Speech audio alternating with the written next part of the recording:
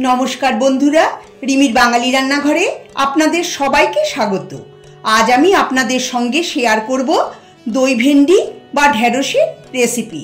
बानानो खूबई सहज और खेते दुर्दान्त लागे, एतटाई सुस्वादु हय जे बाच्चा थेके बड़ो सकलेई आंगुल चेटे खाबे। रेसिपिटा भालो लागले लाइक कमेंट शेयर करार अनुरोध रइल। तो चलुन बानानो शुरू करी। दई भेंडी बानानोर जोन्नो एखाने आमी 250 ग्राम भेंडी निये नियेछि। भेंडी खूब भालो करे धुए नियेछि। धोयार परे भेंडिर बाइरेर जल शुकिये नियेछि। आमी मीडियम साइजेर भेंडी नियेछि। एखन आमी भेंडी केटे नेब। देखुन भेंडिर दुपाशेर अंश केटे फेले दिए दु टुकरो करे केटे नियेछि। काटार परे माझखान थेके अल्प करे चिरे नियेछि। एते करे भेंडिर मध्य मशला खूब भालो करे ढुके जाबे और भेतरे पोका थाकले सेटाओ आपनारा चेक करे निते पारबेन। दई भेंडिते भेंडी बड़ बड़ पिस हय। एटाके एक पाशे रेखे दिচ্ছি। একটা বড় বাটিতে নিয়ে নিচ্ছি হাফ কাপ টক দই। দইটা যেন খুব বেশি টক না হয়। দই ভেন্ডি তাই দইয়ের পরিমাণটা একটু বেশি লাগবে। দইয়ের মধ্যে দিয়ে দিচ্ছি 1 চা চামচ জিরের গুঁড়ো, হাফ চা চামচ ধনের গুঁড়ো আর হাফ চা চামচ লাল লঙ্কার গুঁড়ো। এখন দইয়ের সঙ্গে সমস্ত মশলা ভালো করে মিশিয়ে দেব। আমি এখানে ঘরে পাতা দই ব্যবহার করছি। দেখুন মশলা খুব ভালো করে মিশিয়ে নিয়েছি। প্রথমে আমি ভেন্ডি ভেজে নেব। গ্যাসে কড়াই বসিয়ে দিয়ে দিচ্ছি 3 টেবিল চামচ সাদা তেল। তেল ভালো করে গরম করে নিয়ে কেটে রাখা ভেন্ডি তেলে দিয়ে দিচ্ছি। ভেন্ডি দিয়ে নাড়িয়ে চাড়িয়ে নেব।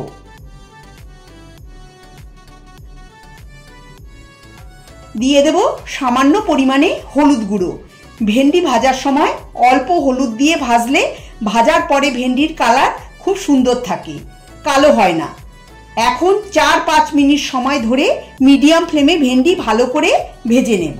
মাঝে মাঝে নাড়াচাড়া করে আর মাঝে মাঝে ছড়িয়ে দিয়ে ভেজে নিতে হবে।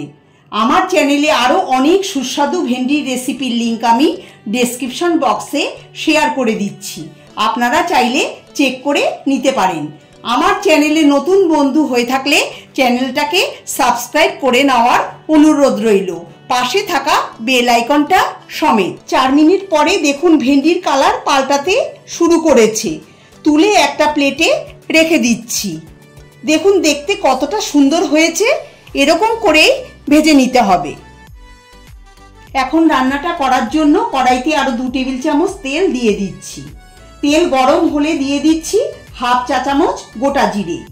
জিরে দিয়ে 30 সেকেন্ড লো ফ্লেমে ভেজে দিয়ে দিচ্ছি হাফ চা চামচ কুচিয়ে নেওয়া রসুন। রসুনকে খুব বেশি ভাজবো না, তাহলে রসুন পুড়ে যেতে পারে, তখন খেতে ভালো লাগবে না। রসুন দিয়ে নাড়িয়ে চাড়িয়ে দিয়ে দেব কেটে রাখা পেঁয়াজ। এখানে আমি দুটো মিডিয়াম সাইজের পেঁয়াজকে মিহি করে কুচিয়ে নিয়েছি। পেঁয়াজকে আমি 2-3 মিনিট নাড়িয়ে চাড়িয়ে ভেজে নেব মিডিয়াম ফ্লেমে। 3 মিনিট আমি পেঁয়াজ ভেজে নিয়েছি। দেখুন পেঁয়াজের কালার পাল্টাতেও শুরু করেছে। এখন এর মধ্যে 2-3টে কাঁচা লঙ্কা বড় বড় টুকরো করে কেটে দিয়ে দিচ্ছি। দিয়ে দিচ্ছি হাফ চা চামচ আদা পেস্ট। কাঁচা লঙ্কা আর আদাকে পেঁয়াজের সঙ্গে নাড়িয়ে চাড়িয়ে ভেজে নেব। দিয়ে দেব হাফ চা চামচ হলুদ গুঁড়ো, হাফ চা চামচ কাশ্মীরি লঙ্কার গুঁড়ো আর দেব স্বাদ অনুসারে লবণ। মশলা লবণ দিয়ে পেঁয়াজের সঙ্গে ভালো করে মিশিয়ে 2 মিনিট লো ফ্লেমে পেঁয়াজ মশলা কষিয়ে নেব। 2 মিনিট কষিয়ে নেওয়ার পর দেখুন কালারটা কতটা সুন্দর হয়েছে। গ্যাসের ফ্লেম লো করে দই মশলার মিশ্রণ দিয়ে দিচ্ছি। দই দেওয়ার আগে গ্যাসের ফ্লেম লোতে করেই দই দিতে হবে, না হলে দই কেটে যেতে পারে, এটা খেয়াল রাখতে হবে।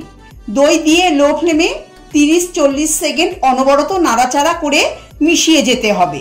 এর মধ্যে আমি এক্সট্রা জলের ব্যবহার করব না।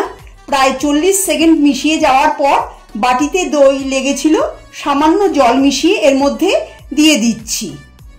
আমি এখানে 3-4 টেবিল চামচ জল দিয়েছি। এতে খুব বেশি গ্রেভি হয় না, এটা মাখো মাখো হয়।